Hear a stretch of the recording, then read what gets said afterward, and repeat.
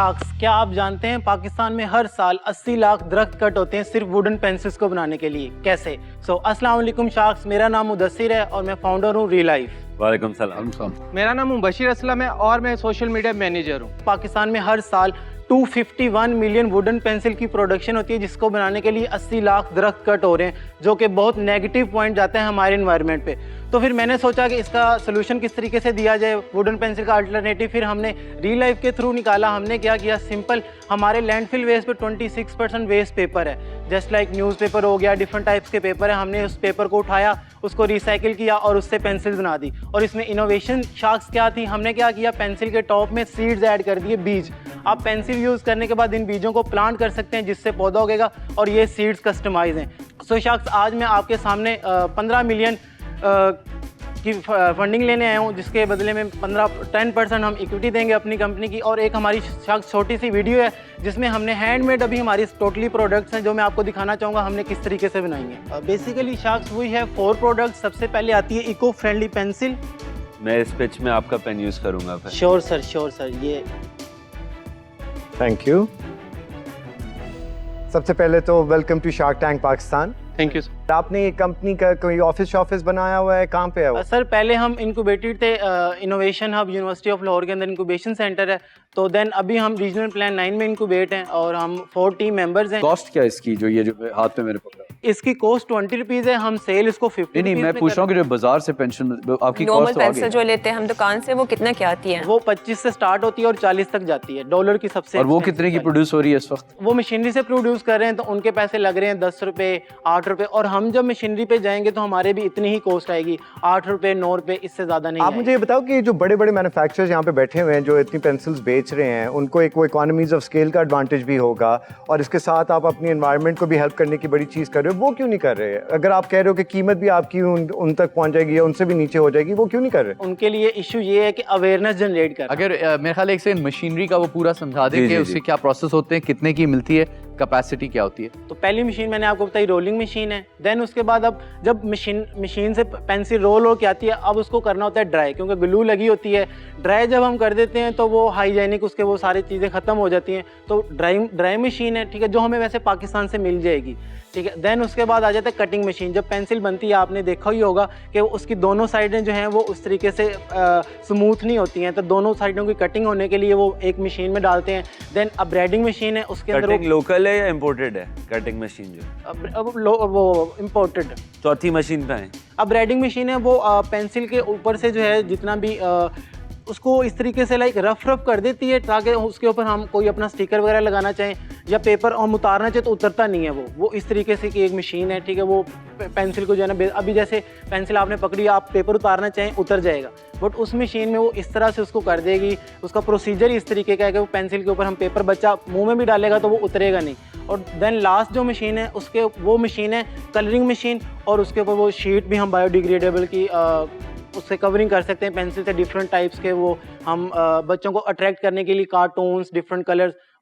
ये 5 मशीन। अच्छा, आप बता दें कितने का आता है पूरा एक सेट 5 मशीन? पूरा सेट 5 मशीनों का पाकिस्तान पहुंचने के बाद जो टोटल इसका खर्चा होगा वो 30 लाख रुपए है। अब बताएं कि अब ये मशीन आपके पास आज आ गई तो कल कितनी बेचेंगे, फिर अगले महीने में कितनी बेचेंगे और किसको बेचेंगे? वो गो टू मार्केट स्ट्रेटजी क्या है? एग्जैक्टली सर, मार्केटिंग स्ट्रेटजी की तरफ आते हैं सर। हम अभी करंटली जिस मार्केटिंग स्ट्रेटजी पे काम कर रहे हैं वो ये कि हम कंपेन चला रहे हैं, फिजिकली जाके ऑफलाइन कंपेन्स हैं, ठीक है। हम स्कूल्स में जाते हैं, स्कूल्स में जो भी एडमिन है, उनका प्रिंसिपल है, उनसे मिलते हैं, उनको बताते हैं हमारी प्रोडक्ट के अबाउट, और देन उनको कहते हैं कि हम आप हमसे प्रोडक्ट बाय करें। तो अभी इसका डील क्या है? वो लोग कितने, क्योंकि वो तो इंडिविजुअल नहीं ले रहे हैं ना, वो तो बल्क में ले रहे हैं, तो अभी इसका प्राइस कितना है जो वो ले रहे हैं? अभी अगर उनकी प्राइस की बात करें, वो 30 रुपये की पेंसिल आगे सेल कर रहे हैं, ठीक है, बट उनको जो है वो 27-28 रुपये की मिल रही है। वो हम बल्क अमाउंट में भी ले रहे हैं। 28 की मिल रही है और वो 30 में कर रहे हैं, इतना कम मार्जिन है यानी इसका। एग्जैक्टली। अभी वो कॉन्ट्रैक्ट्स हैं, वो लोग कितने के लेते हैं? So he saying right now they are buying at 18 rupees से, वो 18 रुपीज पे ले रहे हैं, और अभी आपसे लेंगे तो 25 रुपीज में। तो वो विलिंग है ज्यादा मार्जिन देना आपको, क्योंकि इसको पता है ये बेटर है। एक्चुअली ये है कि वो wait, I am not convinced, क्यों वो ज्यादा देंगे? That's what I wonder. हाँ, वो श्योर है कि ज्यादा देना है। उनको कार्बन 30 रुपीस की मिल रही है ना मार्केट। मैं वही बताना चाह रहा हूँ कि जो वुडन पेंसिल है वो 30 की सेल हो रही है, क्वालिटी जो नॉर्मल क्वालिटी में 30 की है, 40 तक भी है, ठीक है, उसमें उनको 18 रुपए की नहीं मिल रही। अच्छा चलो थोड़ा सा आगे बात चलाते हैं। आप बताओ कि अभी तक कितने पैसे इसके अंदर लगे हैं? 4 लाख। 4 लाख लगे हैं। और अभी इक्विटी आपके बीच में है सिर्फ? नहीं, हम 4 टीम मेंबर्स हैं, तो हमारी 20% हमने टीम की है और बाकी मेरी। आपका 80 है 75।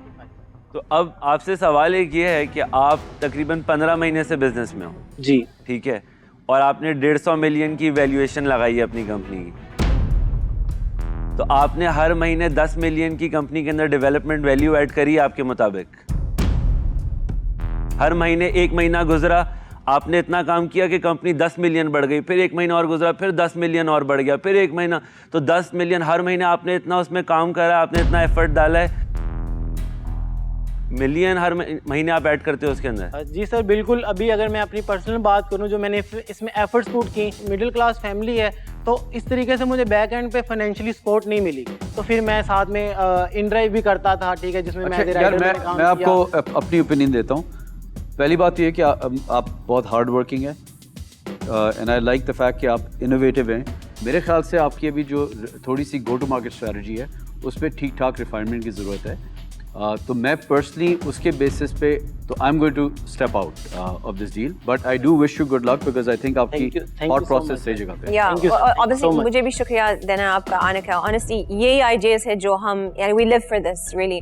इक्विटी की बात नहीं है, बस थोड़ा सा कम पैसा आपकी मॉडल को प्रूव करना कि हम एक बड़ा सा ऑर्डर सप्लाई कर सकते हैं, तो एब्सोल्युटली। मैं आपको पता ही नहीं है, मैंने लोगो देखकर मैंने बताई सबको, मुझे बहुत पसंद है ये कंपनी, आई लाइक इट। ये बिल्कुल जो स्टेप बाय स्टेप, हाँ, थोड़ा और सोचना करके ना, स्टेप बाय स्टेप। मैं डेफिनेटली इस प्रोजेक्ट में बहुत इंटरेस्टेड था, क्योंकि बहुत एक इको फ्रेंडली और एक बहुत अच्छी चीज़ है जो हम एनवायरनमेंट के लिए कर सकते हैं।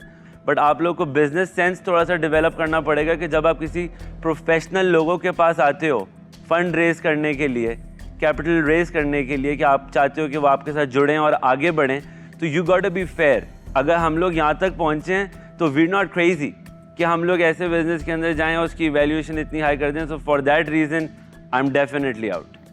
No issue sir. Look, I think मुझे आप बहुत ज़बरदस्त एंटरप्रेन्योर लगे हैं मुदस्सिर। आपने you जो so जवाब दिए, जो आपकी गो टू मार्केट स्ट्रैटेजी है कि आप फोकस करें कुछ स्कूल्स पे, वो भी ठीक लग रही है। आई थिंक अगर आज आप आते और आप कोई कम आस्क लेते, लेट्स से 25, 30, 40 लाख की टोटल आस्क मांगते और बताते कि ये मेरा जर्नी है कि जिसमें हम पहले एक मैनुअल, एक बेसिक मशीन्स के साथ काम करेंगे, फिर ईयर 2 में मशीन मंगाएंगे, पहले डायरेक्ट कुछ स्कूल्स के साथ काम करेंगे, फिर डिस्ट्रीब्यूशन पे जाएंगे, तो वो एक जर्नी समझ में आता। आई थिंक थोड़ा सा आपको इस रास्ते पे और चलना है, थोड़े धक्के और खाने, थोड़ा नो सुनना है, थोड़ा जुगाड़ लगाना है, फिर हमारे जैसे लोग जंप करके आपके साथ होंगे। बट तब तक के लिए I am out, but I wish you all the best. Thank you sir, thank you so much sir, thank you. मेरा अपना जो ज़ाती ख्याल है कि ये चीज़ कभी टेक ऑफ नहीं करेगी। ये एक नॉवेल्टी के तौर पे कुछ लोग खरीदते हैं। जो 2000 आपकी बिकी है ना, वो इसी वजह से बिकी है कि वो अपना दिखाना चाहते हैं कि वो देखो हमने ये एनवायरनमेंट फ्रेंडली कोई चीज़ की है। इसको प्रॉपर तरीके से स्केल करने के लिए आपको बहुत ज़्यादा प्लानिंग चाहिए और उसके मेथोडिकल स्टेप्स के मुताबिक आपको आगे लेके चलना है। तो इस वजह से आज मैं इससे बाहर हूँ। Thank you so much for coming to Shark Tank. Thank you guys and all the best. Thank you.